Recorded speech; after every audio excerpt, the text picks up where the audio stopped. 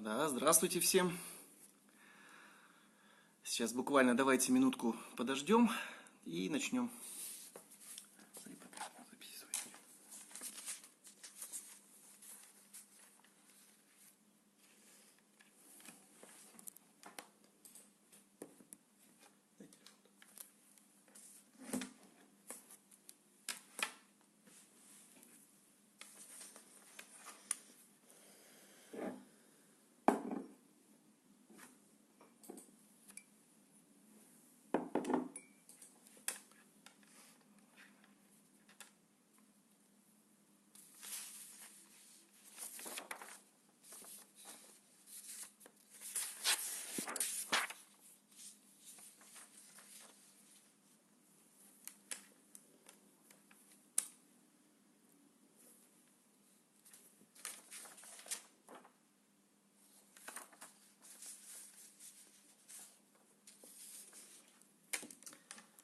Итак, друзья, всем доброго вечера, кто у нас на Дальнем Востоке, и доброго дня, кто у нас находится на западе нашей любимой большой страны.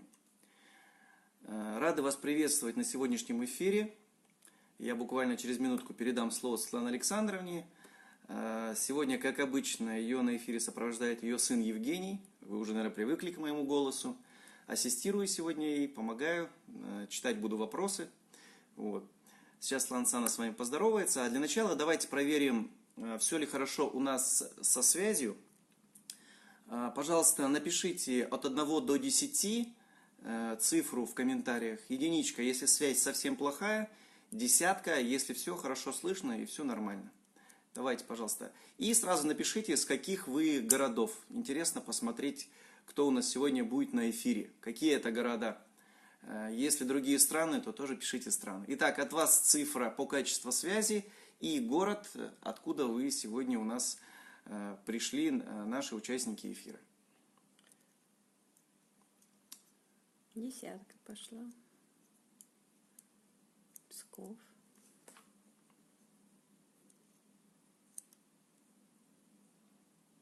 Как раз пока вы пишете, давайте еще пару-тройку минут подождем опаздывающих на сегодняшний эфир.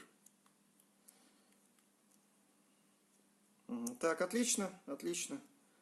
Тамбов, Псков, Благовещенск, Южно-Сахалинск, Казахстан, Каменогорск, Биробиджан. Еще кто откуда?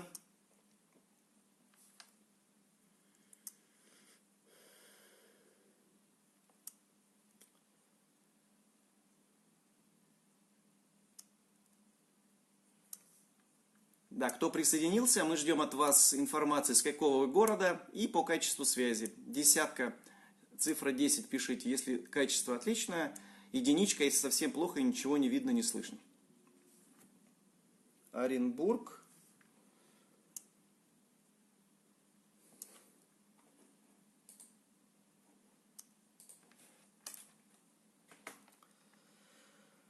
Так, Баштанка. Ну что ж, хорошо. Тогда я передаю слово Светлане Александровне. И она начнет сегодняшний свой семинар, объявит тему. Да, кстати, как сегодня будет проходить работа? Светлана Александровна минут 15-20 сделает небольшую информационную вводную по теме сегодняшнего эфира. Далее я буду читать вопросы, которые вы задали в комментариях к посту-анонсу. Часть из них успеем сегодня прочитать, к сожалению, не все, потому как вопросов очень много, более 60 вопросов поступило. И часть вопросов буду зачитывать прямо из чата в эфире.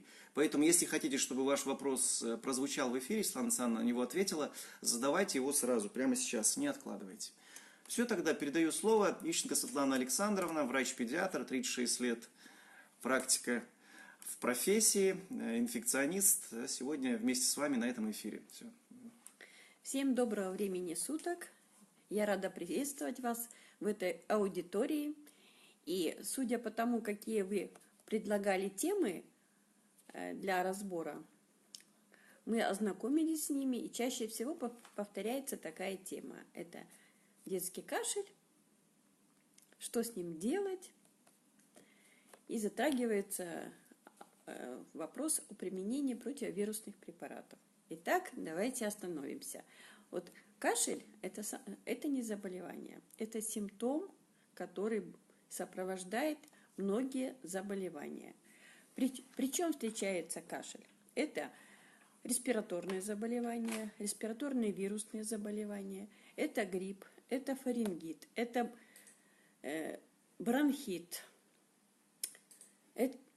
Также может встречаться и симптом кашля при таких инфекционных заболеваниях, как коклюш, корь, краснуха. И некоторые заболевания типа инфекционных, типа аскаридоз, типа глистных инвазий, аскаридоз, он тоже может сопровождаться кашлем. Поэтому диапазон большой, об этом нужно знать. Ну, конечно же, пневмония может сопровождаться кашлем. Кашель кашлю рознь. Поэтому сам по себе кашель, от чего он бывает? Это за счет раздражения слизистой верхних дыхательных путей. Почему это бывает? Потому что попадают на нее чужеродные агенты. Это могут быть вирусы, это могут быть бактерии, это могут быть грибы. То есть различные возбудители, они вызывают изменения слизистой верхних дыхательных путей. В ответ на них идет выработка. Сначала идет просто раздражение. Это вызывает сухой кашель. Организм начинает бороться с этими инородными возбудителями. В ответ начинает вырабатываться слизь. И следующим этапом после сухого кашля у наших малышей появляется другой кашель, влажный кашель, то есть обилие слизи. Кашель становится влажным, организм пытается выбросить эти чужеродные агенты из своего организма. Кашель бывает продуктивный, бывает не очень продуктивный. Чем меньше ребенок, тем кашель чаще всего бывает непродуктивным, потому что мокрота более вязкая, и дети не умеют ее откашливать. Поэтому это проблема номер один. Допустим, такое заболевание, как аскаридоз. Легочная форма аскаридоза, она тоже может давать сухой кашель. Об этом нужно помнить, поэтому если ваш ребенок заболел, никакого самолечения. Первое, вы обязательно должны обратиться на прием к педиатру. Ваш ребенок должен быть осмотрен. При необходимости сданы определенные анализы. Вот я вам сказала, что возбудители могут быть разные. Для того, чтобы доктор вам назначил соответствующую терапию, он должен определиться с видом возбудителя. При необходимости делаются посевы из зева, из носа, для того, чтобы определить вид возбудителя. Второе. При осмотре доктора, доктор решает, нужен вам анализ крови или нет, для того, чтобы определиться, вирусная это инфекция или это бактериальная инфекция. Это уже индивидуальный подход ко всему. То есть, если правильно понимаем, да, то есть на первоначальном этапе нужно прежде всего при участии квалифицированного врача определить причину. Конечно. Причин много. В зависимости от того, какова причина, какой возбудитель и тактика по лечению ваших малышей будет индивидуальная. Поэтому всегда всем говорю, никакого самолечения, никакого. Потому что сейчас просторы интернета безграничны, сразу начинают заходить на сайты лекарственных препаратов, смотреть, при каком кашле что применяется, и бежать в аптеку, приобретать лекарственные препараты и давать своему ребенку. Не нужно этого делать, потому что многие лекарственные препараты, они не только из природных средств сделаны, там же содержится и химия, а это очень часто вызывает аллергические реакции. А тем более у нас на пороге 21 век, живем мы в экологически неблагополучных чаще районах, экология страдает, наше питание, которое мы кормим наших малышей, оно не всегда соответствует тем нормативам и тому ассортименту необходимых витаминов, минералов для того, чтобы поддержать обмен веществ. Отсюда дети наши часто болеют. А для того, чтобы это не происходило, поэтому первое, с чего должен родитель начинать свои действия, идти на прием. На прием обязательно, если нет температуры. При высокой температуре, конечно, вызов на дом, потому что с высокой температурой ребенку в поликлинике делать нечего. Распространять возбудителя на окружающих нет смысла, это противопоказано. И плюс ко всему ребенок может нацеплять еще дополнительных каких-то возбудителей. Вот, кстати, я как тоже молодой папа, у меня 2 дочери, 2 внучки Светланы Александровны. Там есть такая проблемка, что вроде как участковые педиатры отказываются приходить, приезжайте, требуйте. То есть первичное заболевание ребенка, оно должно сопровождаться тем, что ребенок, первично заболевший, должен осматриваться на участке в домашних условиях.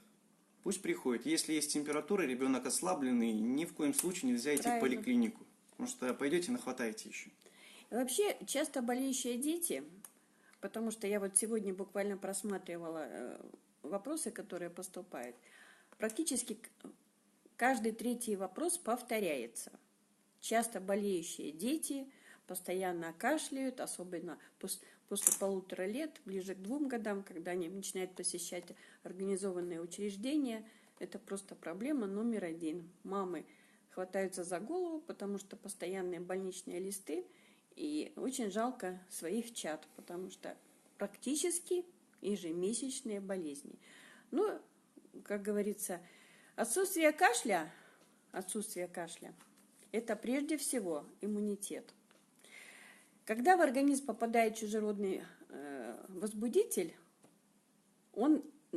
организм должен ответить на это внедрение чужеродного возбудителя. Во-первых, хорошо, если мама кормила ребенка грудью, то есть хотя бы первые полгода. Она передала с грудным молоком весь набор антител, с которыми она к возбудителям, с которыми она встречалась. И на первые полгода ребенок практически защищен от различных заболеваний. А уже потом, как говорится, вы должны следить за своим малышом, правильно его кормить, питать, правильно за ним ухаживать для того, чтобы поддержать его обмен веществ, для того, чтобы поддержать иммунитет и не допустить частых заболеваний. Это все в ваших руках. Потому что ежедневная забота о своем ребенке, она поможет поддержать его здоровье. Причем я хочу добавить, это не просто слова, вот, что делайте хорошо и все будет хорошо. Это, за этими словами Светланы Александровны, это конкретные подразумевается действия. То есть, наверняка многие из вас читали цикл ее постов по поводу детского иммунитета.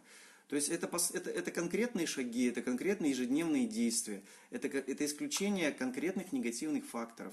И она так скромничает, но по сути это дело, иммунитет, про который она говорит, это же основа, как правильно? То есть, конечно. По хвостам, Когда с какими-либо симптомами приходят и вот начинают говорить, как помочь, как повысить иммунитет, понимаете, когда ребенок болеет, это следствие того, что снижен иммунитет. Я в своих предыдущих эфирах, в своих предыдущих программах, онлайн-встречах говорила, что комплексный подход к поддержанию иммунитета должен быть. Это прежде всего с самого малого возраста мы должны приучать своих малышей к гигиеническим навыкам, которые позволяют нам убрать те чужеродные микробы, которые попадают в организм. И плюс ко всему, если мы вкладываем в ребенка правильные привычки, правильное поведение, правильное питание, то это очень благотворно сказывается на его здоровье и прежде всего на климате в семье, потому что когда ребенок здоров, это счастье. Это счастье. Итак, значит, если ребенок кашляет, мы должны посетить врача. При необходимости назначается обследование, то, которое нужно для того, чтобы выявить причину вашего кашля. Значит, если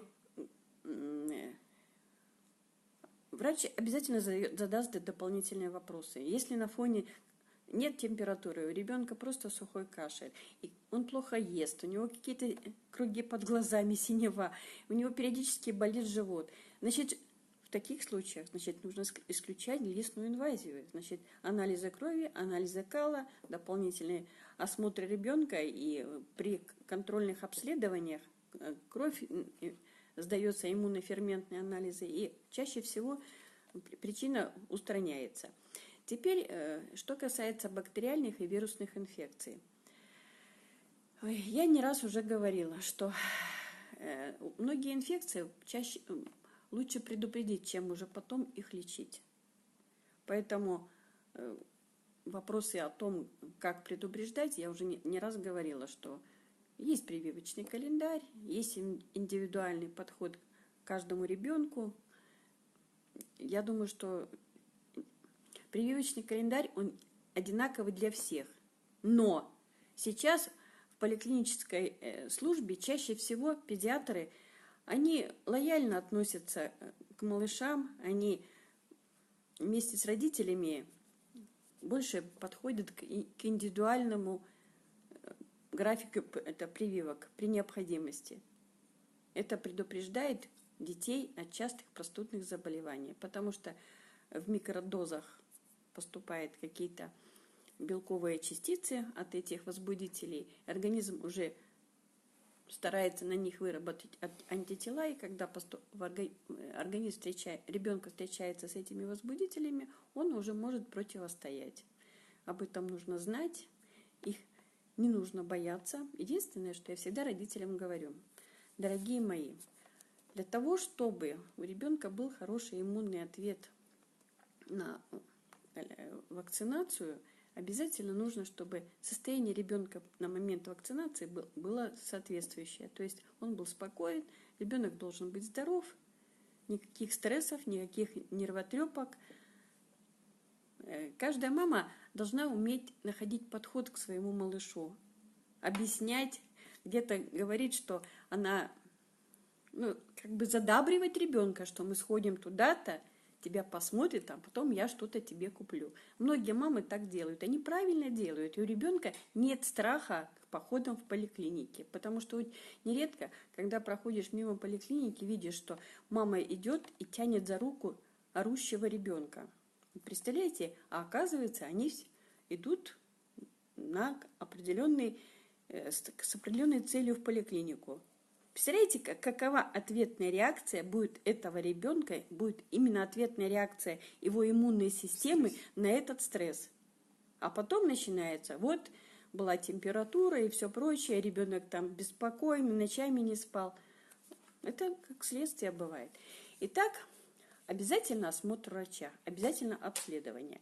И вообще лечение самого по себе кашля, оно подразумевает симптоматическую терапию, то есть терапию, направленную на устранение этого симптома, и терапию этиотропную. Что значит этиотропная? Это которая действует на возбудителя.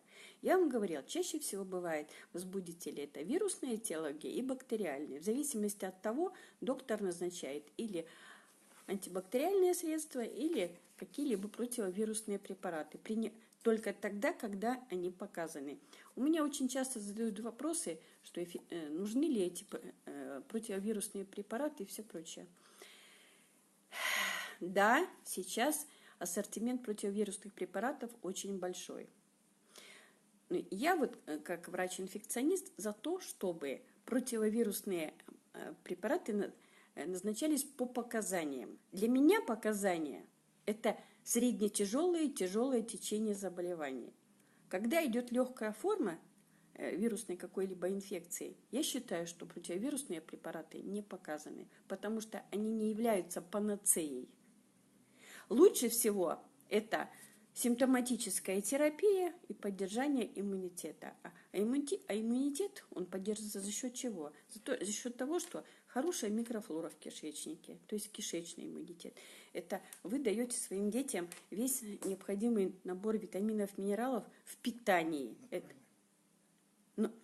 Понимаете, в питании. Что значит это? Это ваше питание ребенка повседневное и плюс натуральные комплексы, благодаря которым он получает весь набор необходимых катализаторов биохимических процессов. Вот тогда все будет идеально. Ну и плюс, конечно, любовь и забота в семье вашего чада. То есть вот все это в комплексе, оно дает обычно хорошие результаты. Светлана Александровна, вот сегодня приводила пример, звонила женщина, да, говорила, что вот, с какого города? Белогорск. Это город в Амурской области, Белогорск. В чем там была ситуация? Часто болеющая? У меня на приеме была девочка из Белогорска, 9 лет, часто болеющий ребенок. Хотя в этом возрасте ребенок не должен часто болеть. А она часто болеющий ребенок. Мы с ней пообщались, выяснили все нюансы, почему такое происходит. И всего лишь навсего составлена программа по качественному питанию ребенка. Прошло уже 2,5 месяца. Звонят счастливые. Мы перестали болеть. Мы выполняем все рекомендации ваши. То есть это простые навыки ежедневные. И плюс, что зависит от родителей, это правильно питать ребенка. Обмен веществ поддерживается, иммунная система получает все, что ей необходимо. Ребенок здоров. Приятно видеть, глазки светятся. Хорошо. Тогда что-то еще по основной теме есть? Так, очень часто задают вопросы, значит, типа кашли аллергические, не аллергические. Запомните, для того, чтобы не гадать на кофейной гуще, аллергический кашель или не аллергический, первое, что вы должны сделать, на прием к педиатру. Ваш участковый педиатр разберется с вами, направит к необходимым специалистам, даст необходимые направления на обследование. А уже при необходимости вы пойдете к тому узкому специалисту, который уже поставит все точки над «и» поможет вашему ребенку быть здоровым. То есть в данном случае к аллергологу, да? Ну, это при необходимости, да, к аллергологу. И вообще организм человека, что взрослого, что ребенка, это саморегулирующая система. Саморегулирующая. Если организм из окружающей среды получил много чужеродного чего-то, это касается и питания, это всякие различные пищевые добавки, которые входят в любой продукт, который вы сами употребляете, который вы даете своему ребенку, то организм получает очень много шлаков с этим. И в результате периодически он начинает вот эти шлаки выбрасывать. Каким образом? Чаще всего это происходит через лимфатическую систему. А лимфатическая система выброс делает через слизистые. Это прежде всего слизистая кишечника, она очень длинная, как говорится. Это всякие сбои происходят. Потом слизистые верхних дыхательных путей. Отсюда вот все проблемы с нашими кашлями, все прочее. То мокрота начинается, то кашель какой-то, то ребенок вроде нигде не простывал, а у него идет ринорея, то есть именно выделение из слизистой носа. То есть это говорит о том, что организм выбрасывает шлаки. И поэтому надо помогать, всегда помогать. То есть это активные действия, физическая нагрузка активная ребенку. Это обязательно использование препаратов, которые обладают лимфогонным действием. Это есть такие природные например, средства. Это экстракт черного ореха. Раньше я как-то больше упор делала на солодку, но у нее тоже минусы есть, поэтому больше предпочтение дают вытяжки из черного ореха и как принимать? У меня схема специальная есть. Обычно двухнедельная схема. Кому необходимо, кто заинтересуется, можете на WhatsApp написать, мы с вами индивидуально пообщаемся, и я вам подскажу, как это провести схему. Она очень хорошо работает. Ребенок быстрее освобождается от всех этих токсинов. Правильно ли я понимаю, что решение вот конкретных вопросов по кашлю, это скорее по хвостам бьем, да? Первонаперво это всегда четкое, последовательное укрепление иммунитета простыми ежедневными действиями. Конечно, конечно. Угу. Хорошо, еще по основной теме. И всегда мамы, вот у меня, у моего ребенка насморк, какие капельки мне купить противовирусные для того, чтобы приостановить этот процесс. Если этот процесс начался, запомните, он идет всегда поэтапно. Попал вирус, сначала идет раздражение слизистой, ринорея, потом сухой кашель, потом мокрый кашель. Обычная неделя это и все происходит. Затяжной кашель считается, когда продолжительность его после острого периода до 3 недель. В этот период не нужно сидеть дома и сложа руки. Обычно, если вы видите, что эффекта нет, повторный осмотр вашего участкового врача с необходимыми дополнительными обследованиями и соответствующие коррекции в лечении. Проявляйте самостоятельную инициативу, если... Да, не надо сидеть и ждать, что вот авось, русский авось. А вообще, в зависимости от тяжести ребенка, индивидуальный подход к нему, индивидуальный подбор или антибактериальных средств, или противовирусных, различной симптоматической терапии. Но я вот чаще всего всегда же работала в стационаре. Там, конечно, тяжелые больные, их выхаживаешь, а потом даешь кучу рекомендаций. А рекомендации всегда давались у нас не лекарственными препаратами, а природными средствами. Это природные отхаркивающие средства, это препараты, которые улучшают, поднимают обмен веществ. Замечательно. У нас вокруг нас куча полезностей всякой. Поэтому лекарственные препараты это... Крайний случай, что там? Ну да. Это как хирургическое вмешательство. Вообще организм, он должен бороться с инфекцией сам. Если это в легкой форме проходит, значит, что-то помочь, где-то побольше жидкости. Вот смотрите, у ребенка появился сухой кашель.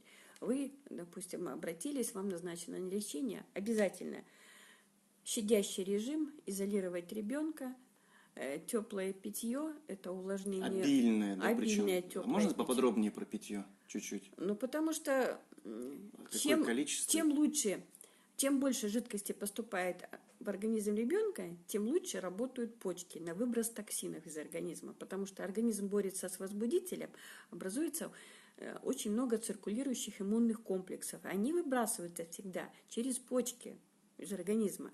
А если ребенок будет достаточное количество жидкости пить, то почки лучше будут работать. Чистой воды лучше. Да, это, конечно, некоторые говорят морсики, там, компотики. Можно и то, но большинство жидкости должно быть в виде обычной воды. Обычной воды, потому что любой клеточке нужна вода. Тогда она лучше будет очищаться от токсинов, и в нее лучше и эффективнее будет заходить питательные вещества. И напоминаю вам еще, при любом заболевании потребность в витаминах увеличивается в разы. Поэтому детям обязательно нужно давать витамины, но они должны быть только натуральными, не синтетическими. Хорошо. Я думаю, мы можем перейти к вопросам. Тема достаточно обширная, причин у нее много, решений много. Это система. Мы ограничены сегодня часом, поэтому я предлагаю перейти к вопросам. У нас осталось полчаса. И в процессе уже, я думаю, дополнительно ответишь на какие-то вопросы. Итак, друзья, часть вопросов я зачитаю из комментариев к анонсу сегодняшнего прямого эфира. Часть – это вопросы, которые поступают прямо здесь в чат. И в конце Сансана немножко расскажет о том марафоне, о том программе практикуме, которую она запускает 15 июня. Это системная программа, которая будет длиться 21 день. Ее участницы при поддержке и под контролем Светланы Александровны внедрят базу, которая позволит укрепить очень серьезный иммунитет их детей, привыкнуть жить так в системе, которая укрепляет иммунитет, и большое количество совсем избавится от простудных заболеваний, а большинство достаточно значительно укрепит этот иммунитет. Проводили уже 2 небольших таких практикума, мы пробовали, там были очень хорошие результаты. И вот 15 июня будет старт. Но если в конце времени останется, немножко поподробнее она об этом скажет. Мама мне говорила раньше. Твоя мама? Бабушка? Моя мама, да. Моя бабушка. Она говорила, привычка вырабатывается 3 недели. За 3 недели, если одно и то же действие делать ежедневно, организм привыкает к нему. И потом вы делаете это как должное, как оно входит в вашу жизнь и помогает вам по жизни идти. Хорошо, давайте. Так, Юлия Куба. Значит, сыну 3 года. С момента, как пошли в садик, начали болеть очень часто. Наши педиатры всегда в начале болезни начинают назначать противовирусные в начале болезни. Получается, что мы каждый месяц, а порой почти через 3 недели, принимаем противовирусные. Правильно ли такое частое назначение? Возможно ли в такой ситуации формирование собственного иммунитета? Значит, противовирусные препараты, которые чаще всего по схеме назначает участковая сеть, они благо дают, но минус тоже в этом есть, потому что сам иммунный ответ, он маленечко потом хуже работает в организме. И противовирусные препараты, я думаю, что доктор ваш лечащий назначает чаще всего по показаниям, потому что более тяжело болеет ребенок, поэтому они ему показаны. А вот частое такое назначение, это же в любом случае не на пользу идет. Ну, тут, раз в 3 недели подряд несколько месяцев. Да, тут уже маленечко сбой будет идти, и потом иммунный ответ, конечно, там препараты интерфероны, наверное, назначаются, потому что когда попадает возбудитель в организм, вирус, то ответная реакция организма – выработка интерферона. А когда мы даем препараты интерферона, то есть получается как бы добавочка какая-то, и организм сам меньше их вырабатывает. Потом, такой костыль. Ну, чуть-чуть как костыль. Но запомните, когда ребенок болеет тяжело, то противовирусные препараты показаны, потому что сам организм не может побороть этого возбудителя. Поэтому ваш участковый врач вас смотрит, выносит вердикт, если видит показания, то он назначает. Продолжает Юлия. И в последнее время нам всегда ставят бронхит каждый месяц. Из-за чего так может часто возникать именно бронхит? Является ли это то, что не долечили в прошлый раз? Значит, смотрите. Обычно бронхит, он чаще вызывается флорой бактериальной. То есть сначала идет вирусная инфекция, а вирусная инфекция, она прокладывает дорогу бактериям. У нас в организме, у любого человека всегда есть патогенная флора. То есть бактерии какие-то. Как только снижается иммунитет, вот эта патогенная флора, она начинает поднимать голову. И появляется какое-то заболевание бактериальной флорой. Поэтому, когда ребенок... Я всегда работала в стационаре, и поэтому, когда к нам поступали такие пациенты, мы всегда брали посев. Если у ребенка есть кашель с мокротой, мы брали посев мокроты. И всегда при поступлении мы всегда узнавали причину этиотроп, то есть вот, или вирусом вызвано, или это бактериями вызвано заболевание. Соответствующая терапия назначалась. Поэтому здесь, как говорится, бронхит бронхитом, значит, получается, у вашего ребенка снижен иммунитет, патогенных микробов в организме достаточное количество, и как только ребенок или стрессует, или где-то переохладился, то иммунитет снижается, и вот эти бактерии начинают поднимать голову. Даже если антибиотики и назначаются нередко, то получается, что они, может быть, не до конца убивают этих возбудителей. В результате они остаются в организме, и потом при стрессовой ситуации они поднимают голову. Тут что? Единственный выход – поднимать иммунитет ребенка. Понятно? Поднимаем иммунитет ребенка комплексно. Поэтому пост есть, как поднимать иммунитет. Иммунитет, нижнее подчеркивание, ДС, детский сад. То есть, Доктор Света вообще. Ну, в детском саду тоже. ну, в детском саду, да. Там такой хэштег. Заходите, знакомьтесь, там все расписано. И вперед. Хэштег иммунитет, нижнее подчеркивание, ДС. Да. Там начинается с профилактики заболеваемости перед подходом в детский сад и в школу. Ага. Хорошо, продолжаем. Вопрос такой немножко сложноватый, может быть, его стоит все-таки в личку перенести, но я прочитаю. Если свисты и хрипы при обструктивном бронхите не слышны на расстоянии, и если нет одышки, а обструкцию обнаружили только при аускультации, свидетельствует ли это, что обструкция не тяжелая? И нужен ли в данном случае пульмикорд? Вообще, пульмикорд... О чем речь сначала скажи, чтобы не все знали термины. Во-первых, как говорится, у детей маленьких, у них отхождение мокроты страдает, идет сужение именно дыхательных путей, в результате отхождения мокроты хуже происходит. В результате у детей появляются свистящие хрипы. Тяжело, обструкция, то есть забивается слизью бронхиальное дерево. Очень часто такие дети поступают в стационар в тяжелом состоянии. Поэтому, если на участке они поддаются лечению, то это да, хорошо. А если эффекта нет от амбулаторной помощи, то тогда только стационарное лечение для того, чтобы быстрее вывести из этого состояния. Пульмикорд, ну да, он назначается, только его нельзя длительно, потому что это гормональный препарат, чтобы привыкания не было. Угу. Так, ребенку 1 год и 10 месяцев. В год и 6 пошли в сад. Насморк, потом кашель. Легкие чистые. Теперь каждая простуда сопровождается соплями и кашлем. Врачи говорят, что это по задней стенке сопли стекает, и ребенок кашляет. В итоге складывается впечатление, что ребенок кашляет всегда. Как быть, что делать, чем лечить, а главное, почему постоянно кашель? На прием делаем посев из зева на флору, из носа. Увидите, что там за причина. И тогда соответствующее назначение получите. И вообще, я сказала, выброс, очистка через лимфатическую систему от токсинов. Пересмотрите питание ребенка. Да, и еще один момент. Кашель – это же вообще защитная функция организма. Само по себе это же неплохо.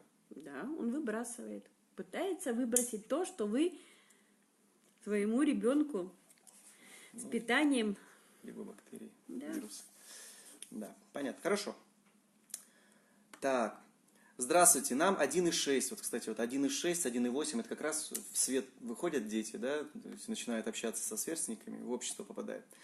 Нам 1,6, постоянно сухой кашель, доводит дело до рвоты, и соплей, температуры нет. Наш педиатр только и что и делает, прописывает амброксол. Он не помогает. Пили даже аскарил и линкос. А кашель так и не проходит. Подскажите, что у нас может быть? Очень я переживаю за свою дочь. Прежде всего сдаете анализ крови клинический. Там будет видно, какой этиологии ваш кашель. Так? Потом обязательно, вот я бы рекомендовала вам народные средства. Это редька с медом, это травки отхаркивающие, обычные отхаркивающие травки. То есть комплекс не нужно, а, допустим, 10-дневный курс приема или мать и мачеха, или другие травки, монотравки, по одной травке, где содержится. Угу.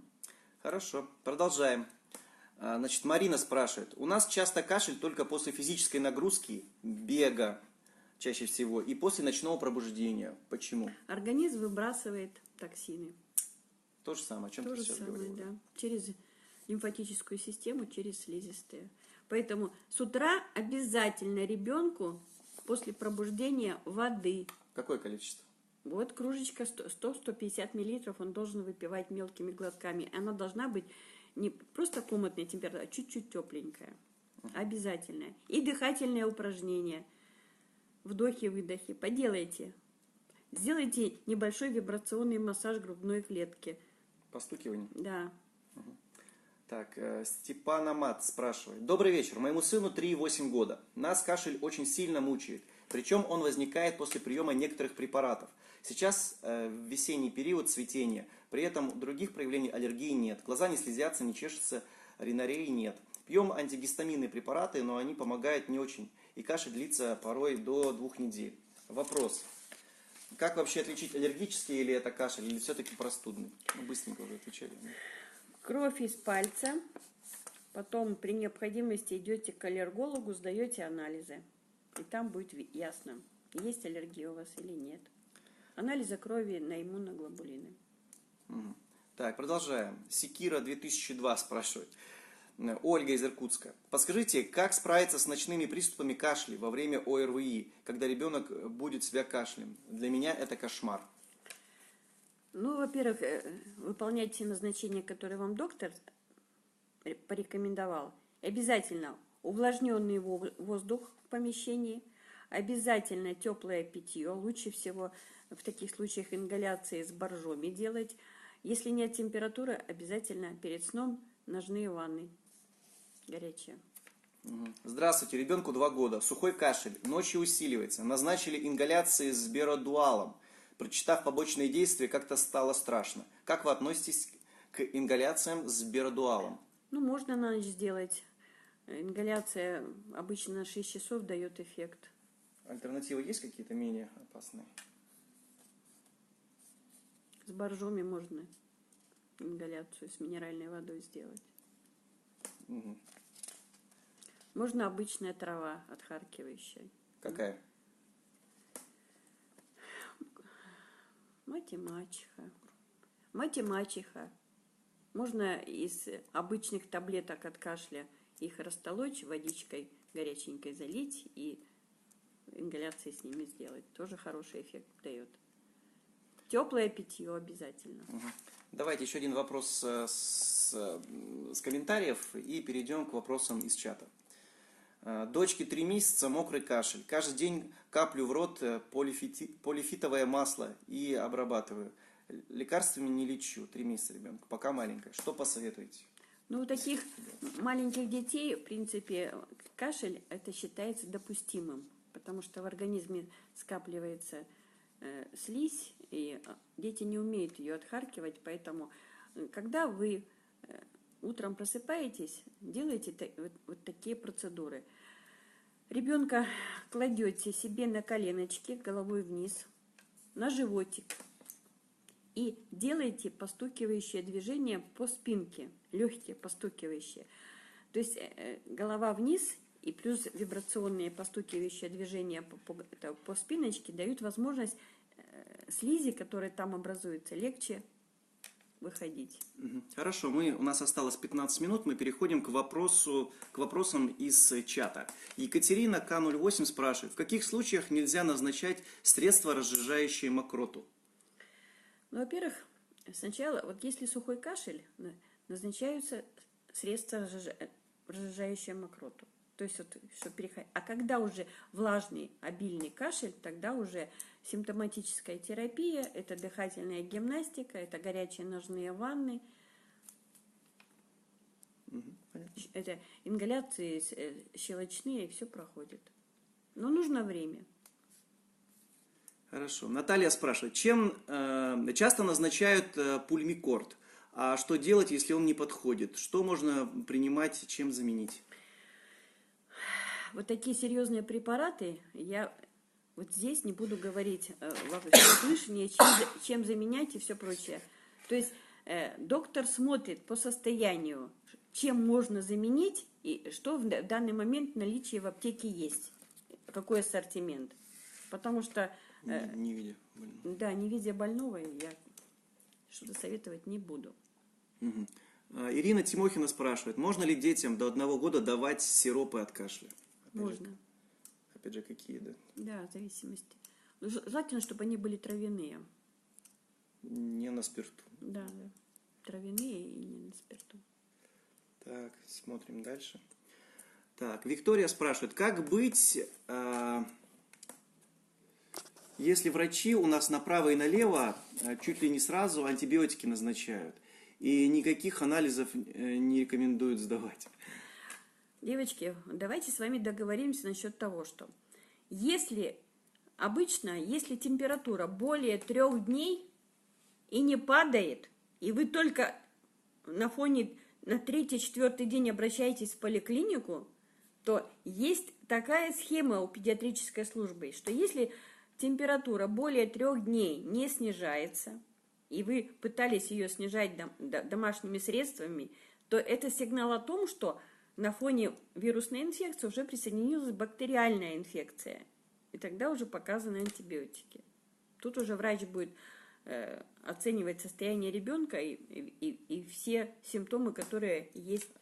Здесь, наверное, больше спрашивают, что никакие анализы не сдавались и сразу назначают антибиотики. Ну, тут чаще всего это должен быть анализ крови клинический, чтобы Значит, альтернативу пусть ищут какие-то других врачей. убедиться, что это бактериальная инфекция.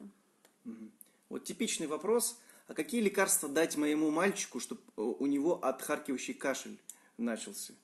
Опять же, воспринимают кашель как заболевание, как проблему. А вообще речь не идет о причинах. Да. Еще Поэтому раз, наверное, стоит обратить на это внимание. Обращаем внимание. Сначала причину выясняем, а потом только начинаем применять лекарственные средства. Договорились? Хорошо, давайте двигаемся дальше. Так. Сыну 4 года, затяжное ОРЗ, вылечили ингаляциями и амбробены. После выписки через день ларинготрахеид. Да. Сейчас лечим в больнице цифазолин, амбробены, ингаляции, биродуал. Остался влажный кашель. Как справляться с этой ситуацией? Вот сейчас, после окончания тиотропной терапии, это антибиотики и плюс симптоматическая терапия, обязательно нужно будет поддержать иммунитет кишечника.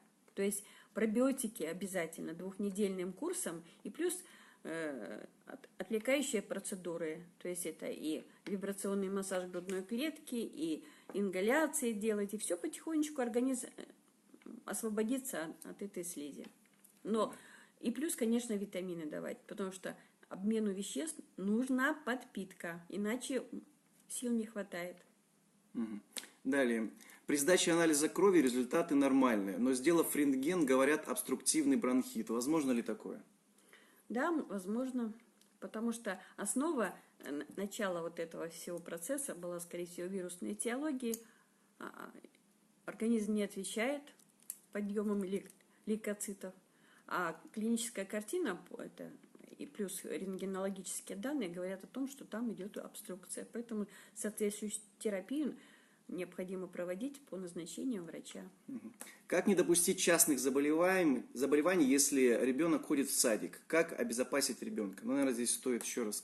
Значит так, гигиенические навыки, мытье рук, пришли с детского сада, горло пополоскали, нос промыли.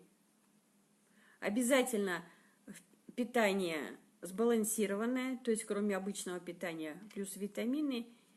Ну и плюс ко всему обязательно даем пищу, необходимую для подкормки нормальной флоры в кишечнике. Это фрукты, овощи, клетчатка.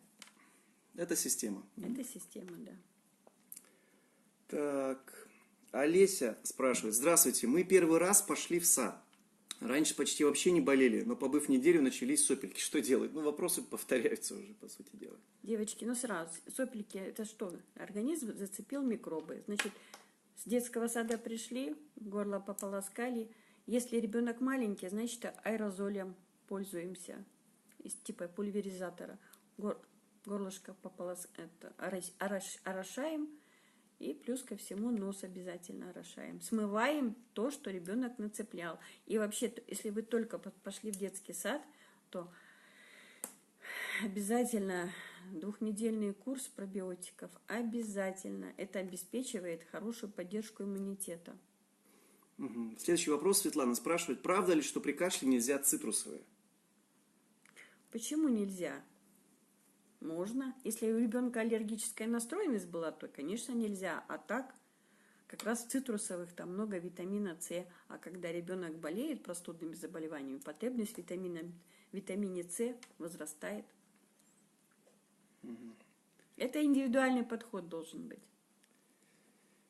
Да, здесь сомневаются наши зрители чем? в местных педиатрах. Как ты относишься вообще к педиатрии-то в современном? Педиатрия. Да, это энтузиасты своего дела, педиатры. Это люди, которые разбираются. Еще все зависит еще от родителей. Если вы требовательные, если вы настойчивые, если вы, как говорится, хотите, чтобы ваш ребенок был здоров, то значит более щепетильно ко всему относитесь. И доктор навстречу к вам пойдет. Значит, вопрос. Лимфомиазот используете в лечении ОРВИ с лимфоденитом? Лимфоденитом. Лимфоденит – это увеличенные лимфоузлы. Понятно. Понятно. Нет, я не использовала. Как узнать, витамин синтетический или нет? Есть пост Светланы Александровны. Посмотрите, под описанием профиля там закреплены истории, и вот одна из них про витамины. Нажмите на эту историю, там будет хэштег, по нему пройдете в пост. Там очень подробно расписывается, какие производители делают синтетические, а какие натуральные Да, витамины. чтобы не повторяться, девочки. Да. Так. Если ребенок аллергик, у него слабый иммунитет. Бывает, чаще всего слабый иммунитет, но бывает еще если частые приемы лекарственных препаратов, ответная реакция иммунной системы бывает как бы повышенная аллергизация. То есть бывает и повышенный иммунитет выдает аллергические реакции, но чаще всего это дети со слабым иммунитетом. Давайте еще два вопроса и уже движемся к финалу. Здравствуйте, доктор Света. Целесообразно ли принимать антибиотики каждый раз, когда начинается кашель, температура поднимается до 39? Можно ли обойтись? Выясняем причину, почему температура, почему кашель, какой этиологии заболевания. И согласно этому назначаются лекарственные препараты. Симптоматическая теотропная терапия. Или она будет антибактериальная, или она будет как противовирусного направления. Здравствуйте, у нас кашель не проходит 2,5 месяца. Лезут зубы, присоединяется инфекция постоянно. Врач говорит, кашель связан именно с прорезыванием зубов. Такое возможно? У малышей до года у них в период прорезания зубов всегда снижается иммунитет. И поэтому всегда я в своей практике рекомендовала в период прорезания зубов давать детям пробиотики 2-недельным курсом. Обязательно это поддерживает кишечный иммунитет, и в общем дети меньше болеют. Так, давайте еще один вопрос. Так. А если мама кормит грудью, она принимает витамины? Вопрос к ней. Да, то есть, скажи, что, собственно, маму-то тоже питать надо. В основном-то мы разговаривают, спрашивают у тебя про детей, а про маму вообще если никто не ребенок спрашивает. на грудном вскармливании и еще полгода или чуть больше, он часто начинает болеть, это говорит о том, что уже во второй половине полугодия, то есть после 6 месяцев уже иммунитет уже снижается, и мама кормит грудью, и ребенок не получает в грудном молоке всего необходимого. Значит, маме нужно пить витамины. Она и себя защитит, и ребенка подпитает. Тем более мама очень много отдает из своего организма. Конечно. На ребенка там тоже. У меня жена пьет витамины. У нас все дети пьют витамины. Светлана Александровна, все внуки пьют витамины. И практически не болеют. Детки в садике, в школе в легкой форме.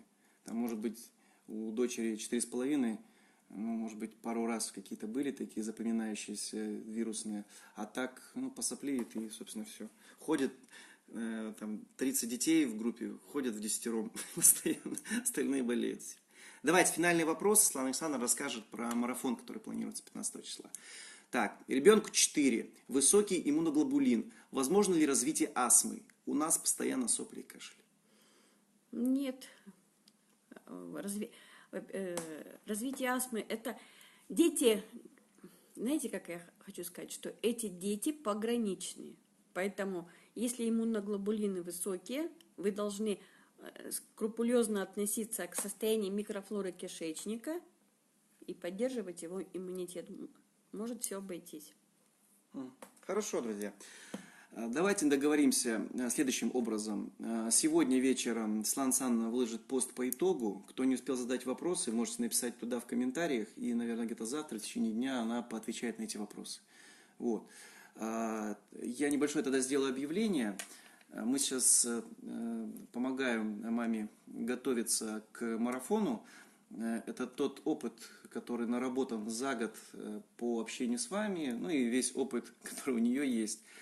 Я же просто наблюдаю, как она вот уже этот год, ну, это несколько тысяч вопросов, и они постоянно повторяются. И мама вместо того, чтобы ставить вопрос об иммунитете, об укреплении и защиты ребенка, чтобы росли свои силы для защиты, они бьют по хвостам. И вот, собственно, было принято решение, мы уже пару раз проводили там, микрогруппы тестовые, да, там, по 10 человек. Сейчас будет группа набираться с 15 июня старт. Это будет такой некий марафон. С чего он будет состоять и какие планируются результаты его участников? Но тема марафона – это крепкий иммунитет ребенка и живем без болезней. Он будет продолжаться 21 день, старт 15 июня. Что будет? Будут внедрены нужные привычки. Избавимся от вредных привычек. Наведем порядок в питании вашего ребенка. Пошаговая будет инструкция ежедневных действий. Также вы получите серию моих семинаров, и будет обеспечена моя обратная связь и поддержка вас. Правильно ли понимаю, что фактически 21 день участники этого марафона будут постоянно на связи, Да. Будет отдельный аккаунт, где всем участникам на каждый день будут даваться задания с инструкциями, с необходимой информацией, будут дневники, которые они будут заполнять. То есть наша задача за эти 3 недели заложить основу ежедневных действий, которые и ляжет, ну, такая база будет укреплению иммунитета. Да, совершенно то есть, правильно. фактически, как твои внуки сейчас живут, как те, кто у тебя консультировался и постоянно на поддержке находится, вот будет такая группа. В конкретных условиях, по-моему, чуть позже будет информация, там где-то числа 6 будет информация. Настоятельно рекомендую мамам обратить на это дело внимание и перестать уже бить по хвостам, тратить огромные деньги на лекарства, на время. Да просто пожалейте своих детей. Пусть они здоровые растут и ходят, и учатся, и вам будет спокойнее и счастливой семьи будет. Да. Так, друзья. Здоровья вам и вашим детям. Да, у нас осталось еще, наверное, 1 минутка. Что-то еще хочешь, можешь сказать? Мне всегда очень приятно, когда ко мне поступают вопросы. Это говорит о том, что мамы в основном, они неравнодушны к здоровью своих детей. Я всегда приду к вам на помощь. Хорошо. Давайте тогда прощаться. Да, всем до свидания. Спасибо за участие. Да, все. Спасибо большое. Этот эфир будет записан, но выложен будет где-то, наверное, на следующей неделе. Его там необходимо обработать определенным образом.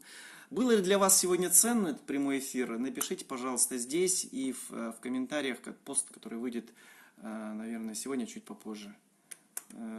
Как вам был сегодняшний эфир? Было ли ценно сегодня? Также вам признательны будем, если вы рекомендуете аккаунт Светланы Александровны в чатах WhatsApp, мам-групп, потому как информация собирается, и, собственно, для Светланы Александровны очень важно, чтобы эта информация распространялась. Как большинство мам дезориентированы и, к сожалению, даже какой-то базой не всегда владеют и делают действия, которые лишь ухудшают здоровье ребенка. Вот, поэтому далее работаем. Все, спасибо большое. Все, давайте, на связи.